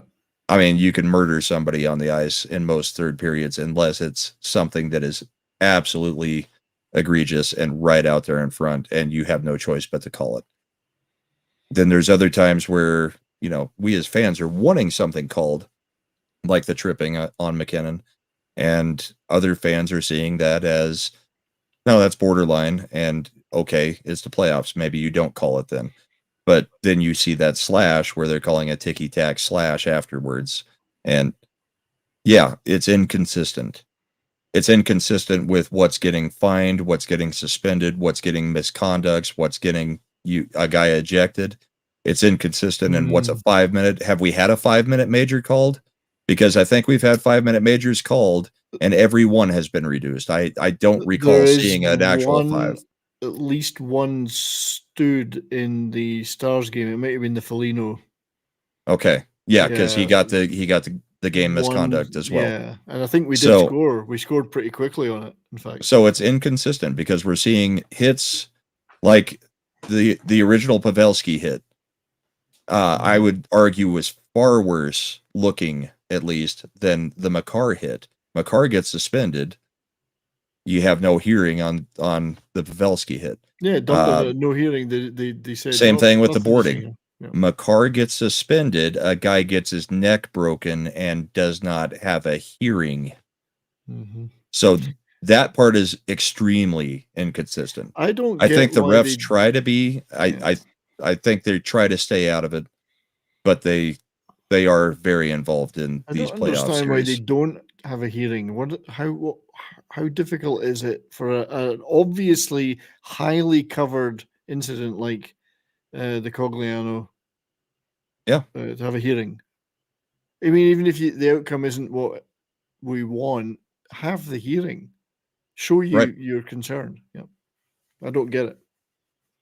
Yeah, the only thing I can point to is Cogliano came back and played. If he hadn't come back and played, I think they would have had the hearing. But what is the criteria? Is there even any criteria published? Exactly, which is what makes, none of us fans have any faith in the Department of Player Safety at the moment, because they're all over the place. Neck and they're nowhere to be seen. Like that's a problem. If they're going to be the Department of Player Safety, well, somebody's neck just got broken. Where the hell have you been? Like, get in there. Is it the Department of some players' safety? Yeah. And really, if they were to now have a hearing tomorrow, that looks as bad or worse. Because if now you get the news that the guy's got a broken neck, and then you say, oh yeah, well now we should probably have a talk, that looks even more catering and pandering. Yeah. It's either a bad play or it's not. It shouldn't depend on whether the guy's injured. And I see a lot of fans saying, crap like, Makar should be suspended the same amount of time it takes McCann to get back. I mean, that kind of stuff. No, I don't agree with that. No, but that's two different things in a sense. I mean, you can't judge that would cause just chaos forever. I mean, yeah, if you not maliciously but inadvertently hurt someone that's out for 6 months, and it was a penalty, but it wasn't really. Yeah, I mean, you can't say that guy's going to be out for 6 months. He's the guy that hit him. Right. It's not like the Bertuzzi thing or whatever. The Bertuzzi incident, you could have an argument for something like that. I mean, because that one actually was assault, but not on a hit like Makar's was. No.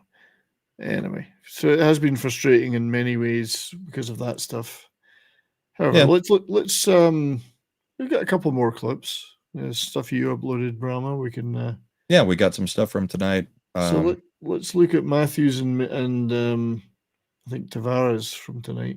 So let's start with the Matthews goal. Nice look for Matthews, and another shot fronted by Sergachev, kept in by Brody. TJ Brody back from Matthews, scores!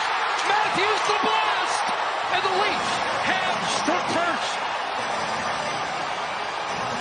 All kinds of plays, starting as it often does in the defensive zone. You win the battle along the boards, lots of anxious sticks, and you keep it alive once again. Okay, you don't get the shot, but it's puck retrieval. That's a good view. There's one labeled for the top corner that Vasilevsky does a great job. How about Brody makes that play? That's a laser. And there's another long shot. Traffic it is. Yeah, it's interesting how many Toronto fans are in the arena there. Yeah, and how appropriate is it that Tavares scores, the captain scores the goal to move on in overtime? It is, and we have that right here. This is for Mike if you're still watching. Haven't seen him in a little bit, but might be. Deep for Nyes and Sergachev. Now for Tavares behind the net. Gets out in front, turns and shoots and scores. It's a pretty neat goal as well. Yeah. Tavares is the one. Yeah.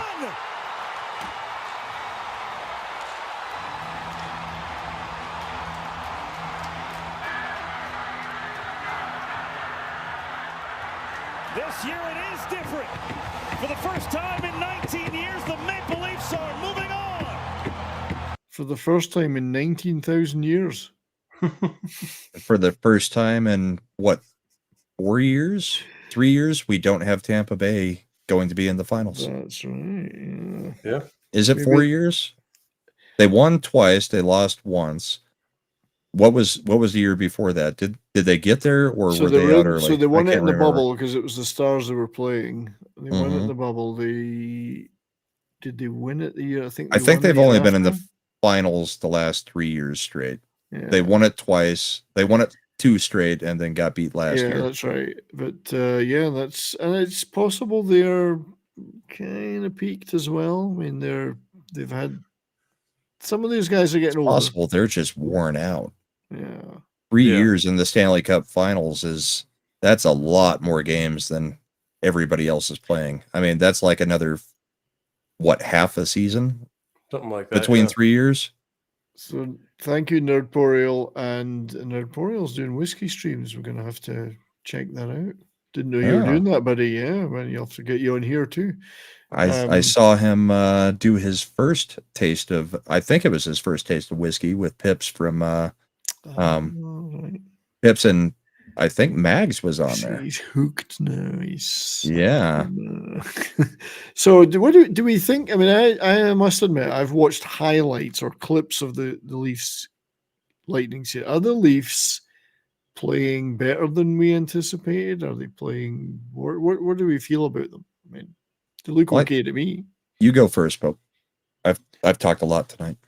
I mean, they do look good. They've been playing solid. They're making connections, like the one we just saw with Matthews. They're making plays happen like that. So they are playing well right now.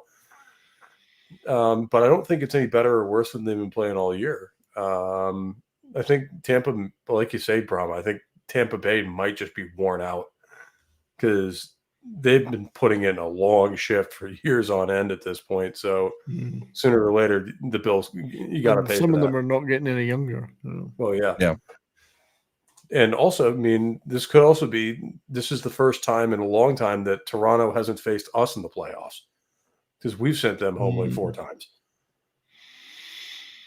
Yeah, who knows? You may never face them this year. I think Toronto looks pretty good. I think they made good acquisitions at the trade deadline. O'Reilly is a huge difference maker for them.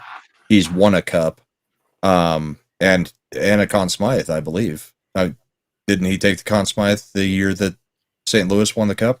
I think you might be right about that. I'm pretty sure of it. So they got some veteran experience there. And yeah, he's getting a little bit older, but O'Reilly's still got some gas in the tank. Yeah. I think they were lucky to get Tampa Bay as their first round matchup because I think there are factors with Tampa Bay. They were not the same team this year, all year. That they had been the past 3 years. I don't think they would have gotten past, like, if the usual first round didn't happen and it's Boston versus Toronto, I don't think Toronto advances. Or even Florida versus Toronto. Yeah. The expectations now in Toronto, knowing the place, and it will be sky high now. That's a problem for them because that is a crushing expectation on them. So have they got what it takes to live up to that? We'll see. And I mean, yeah, the expectations from the fans are going to go ridiculous because they're already ridiculous through every regular season. Toronto's going to win it this year. Every single chat and message board, Toronto fans are the loudest group in any message board. So, yeah, they're going to expect a lot. I mean, for the Avs, it took the worst season, almost the worst season in NHL history, if it wasn't the worst season. And then, you know, you get through the first round, and then the next year you get beat in the second round going in. I think that was Dallas and us. And then you finally break through. I don't know that they're built the same way because there's so much built on free agency. At least from what I've seen, I don't pay attention to them that much. No, well, that's what I'm saying. I don't. Their window, I think they're going all in for it this year, and you know they may have picked the right time to pick up some good players. I still don't see them going all the way, but it's the Stanley Cup playoffs. Any team that's here, as we've seen, out of the 16 teams going into this week, I think they all surprised us. I think there were 14 teams that legitimately had a shot at going far in the Stanley Cup. And at the beginning of it, when we were making our picks, I think we were saying there were maybe 5 teams that legitimately had a shot. So it's been a rough first round. We'll see. I think the Leafs, are they capable of winning it? Yes. Do I think they will win it? Still no. Yeah. But I think they're capable of it. They could. They're one of those teams that could win it. It really depends on who gets knocked out that's better than them before they have to play them.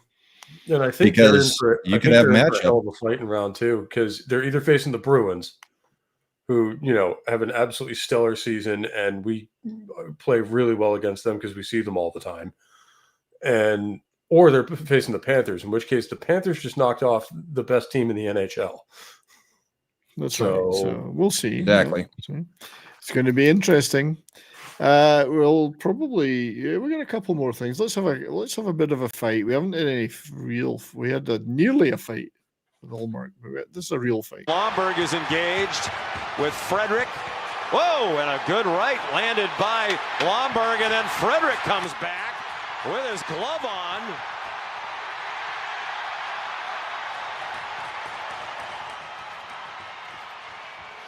And now they're kissing and cuddling. They're not kissing and cuddling. Blomberg has him in a chokehold, and he said he almost went out. Well, you could see the way the legs were moving. Yeah, he was scrambling to breathe. Yeah. I'm pretty sure chokeholds are not in the rules. But that's typically frowned upon. Well, if it's possible, isn't he in a a European metal band, that guy. He just looks like he should be lumbered. You know. He looks like he's in a band. Yeah, so there was a definite point there where the legs were going, like trying to tap out almost. But yeah, I didn't realize it was that bad. Hadn't seen that before. Wow. And that was what he had said after the game, was he was probably seconds from going out. Passing out, yeah. And then yeah. I wonder what the penalty for that would have been, if there would have been one. That one, I mean, you could almost argue that one would be something that law enforcement gets involved in, where we've seen a few times where law enforcement gets involved in hockey fights, or not hockey fights, but things that happen in a hockey game. Things that go wrong because of that. And if you choke somebody out, I would think that's going to be something that ends up being a little bit more than a suspension. Yeah, I'm guessing at the very least the league is going to have something to say about it, if not the police. I'd like to. Oh, go ahead. There's a difference between throwing gloves with somebody and even, busting somebody up pretty good, because it's, at that point you're both in on it, you're both volunteering, and choking the other guy out. Yeah, we have no way to highlight this except for to put it onto the YouTube side. So Andrea Kim gave us $1 on the Rumble side and said, "Nice stream." So thank you, Andrea. Good to see you. I'm glad you're enjoying the stream. Cool. Thanks, Andrea. Yeah. Anyway, we got a couple more bits and pieces. So let's have some goals. We had a lot of horrible down stuff. Game played on Monday night. Clean Costin will cut across. Shoot one, he scores! That's pretty Clean neat. Costin who had the game-winning goal in game 2. And that was a pretty good goal. Mm-hmm. Pretty solid shot, yeah. Yeah, let's quick look at that again. Game played on Monday night. Clean Costin will cut across. Shoot one, he scores! Clean Costin who had the game-winning nice goal indeed. in game 2. Costin as well. That reminds me. Do we have the pasta goal from yesterday? I don't know. We can rustle it up on Let Twitter. Let me find it real quick. You guys keep going, and I'll find it, because. So we got another goal from tonight. Let me just share that while you're looking for it. Quality action. Hang on. Why is that not working? Oh, there we go. Well, anyway, you look at it in the playoffs, you're going to see stuff like this, and this is why we watch why you watch playoff hockey. Yeah, I mean, we've talked a lot about the contentious stuff tonight and shown a lot of that kind of thing, but less of the goals, and I'm sure there's been some pretty good goals. Oh, yeah, there's been some pretty solid ones in the Florida-Boston series. Yeah, the pasta goal is ridiculous. So this is the Creeder goal. A little more than 8 feet, all of them on tip-ins and deflections in front of the net. He centers, and Heischer with a good stick to knock it away. Fox up high. Now it's Zibanejad. He had 20 power play goals in the regular season. He shoots, and it's tipped in. It was Kreider again, close to the net. A power play goal and a 1-1 game. Actually, I noticed Adam Fox, quarterback in that power play. I like him. He's a good player. Yeah, he is. Fox. Yeah, good. That was a beauty, though. Yeah, so Rangers, great game tonight from them. So they're still alive and kicking. I picked them to advance. So, because, we faced the Rangers a lot in the playoffs, and they have a lot of experience. So you're going to see stuff like that come out of them every now and again. So on the Rumble side, Smokey, for $1, I won another badge. So now he's a 3 badger over there, because he's got, I believe, the moderator badge, the tipper badge, and he is now my first monthly sub ever. Very nice. So thank you very much, Smokey. Sweet. Good job. It means Smokey. a lot. Yeah, good job. Monthly supporter. You lucky bastard, you got a monthly supporter. I do. You're lucky. You do realize you have to go around to their house every month, knock on the door, and say thanks. Yeah. These are the things we do for entertainment. Price you pay. Yeah. So, Brahma, have you got something else you want to show? Yeah. Yeah, this is the pasta goal. Okay, right. Absolutely filthy goal here. Oh, did you catch that? He passes it to his stick between his legs and flips it around to the forehand. Oh, that's sexual. I wonder what Edwards said about that. I mean, there's a reason the guy had 61 goals in the regular season. He's just disgusting. Slick as that is so filthy. I saw that one live. I was just sitting there like, so did I. I was did like, he do what I think he just did? I knew I bookmarked it. I just forgot to convert it over to video for us. But there was no way that one was not going to get shown this week because that's a goal of the year contender. Oh, absolutely, undoubtedly. I think there was only one more clip which we might as well play. It's a high stick no call. One of the ones you picked out, Brahma. Yeah. Let's get that up here. Let's take a look at that. High stick. Share on stream. Is this a high stick from DJ Brody to the mouth of Brandon Hagel? He thought so. Got to see it from a different angle. So. But neither referee Dan O'Rourke nor TJ Luxmore agreed. There was no penalty on the play. Shouting at them won't change it. I got to see that again. That may be the reason that Toronto went through. That was with 0 seconds left in the game. A Tampa Bay player gets high sticked and no called, and it does absolutely make contact with them. Is this a high stick? Oh yeah, that's a high stick. Brandon Hagel. So Tampa Bay should have been starting overtime on the power play. They should have, yes. Instead, they don't, and they get scored on in the first few minutes of overtime. So there's no logical reason that shouldn't have been called, basically. And the ref is looking straight at it. Yeah, a high stick is a high stick. There's no, he didn't mean it. the tip of his stick's up. It hits him. It hits the guy in the face. High sticking all day, 2 minutes. There shouldn't be a debate about that call at all. And the fact that it happened after time expired should not matter. No, I mean that's a we're intentionally not calling this. Mm-hmm. And that could have decided that series right there because that would have been a power play starting overtime. Yep. Yeah, you got to wonder. I'll have a quick check of the Lightning forums later because I'm sure they're going mental about that. They are not happy. They were pissed off about that. Well, I mean, you can see it on the bench where they're just like, "Are you kidding?" Well, there's been a lot of complaining from the Leafs fans that the refs are biased against them this year. So maybe that was a bit of evening up by the. I don't know. It just doesn't seem bad, but it's the head. The head is the head. Doesn't matter why, when, whatever it's called. It should be called. I'm sure we've not heard the refs are the reason I can't make any Leafs first round jokes anymore.